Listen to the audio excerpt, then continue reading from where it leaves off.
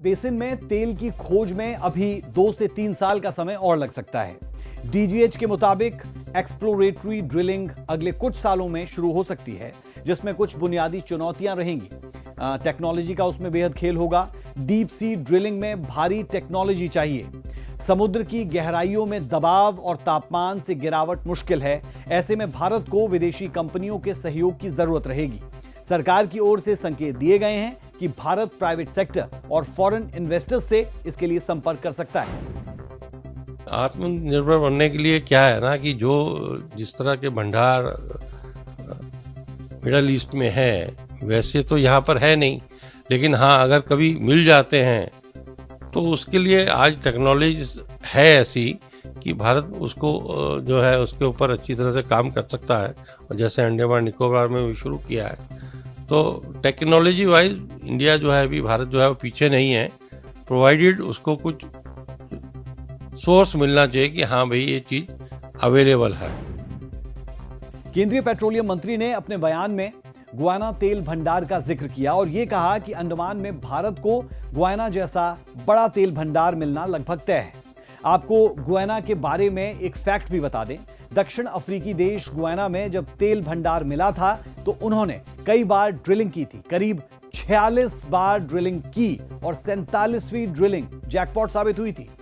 Guyana में 11.6 billion barrel से ज्यादा तेल का भंडार मिला था। अंडमान में भी भारत को इसी एक अंतिम चोट की तलाश होगी।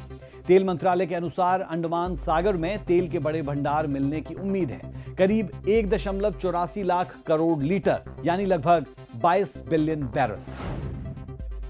आपको बता दें कि समुद्र में ड्रिलिंग बेहद महंगी होती है। एक वेल में लगभग $100 मिलियन का खर्च आता है, लेकिन अगर नतीजे पॉजिटिव हों तो लाभ इस खर्च से कई गुना ज्यादा होता है।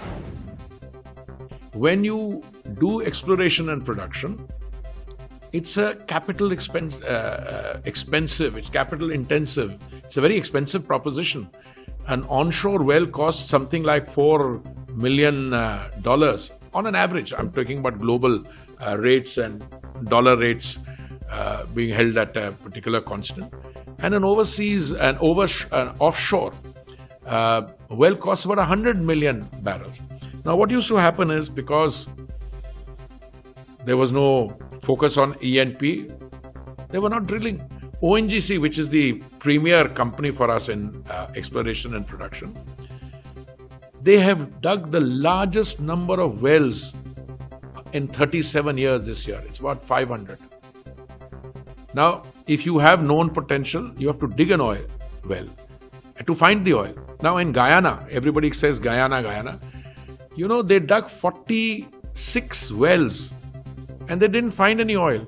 It's when they dug the 57th one, they dug and found oil. And then it became the largest find. Andaman Nicobar के नीचे तेल के भंडार है कि नहीं, ये आने वाले कुछ सालों में पता चल पाएगा। लेकिन ये साफ है कि अगर ये भंडार मिलते हैं तो भारत की ऊर्जा नीति, आर्थिक ताकत और रणनीतिक स्थिति तीनों बदल सकती है। ये खोज आत्मनिर्भर भारत की दिशा में मील का पत्थर साबित हो सकती है, लेकिन इसके लिए इंतजार, निवेश और बहुत कुछ सोच समझ कर करने की जरूरत होगी। हालांकि एक आम आदमी की बात करें तो इस खबर ने आने वाले समय में सस्ते पेट्रोल डीजल की उम्मीद को और जगा और बढ़ा दिया है।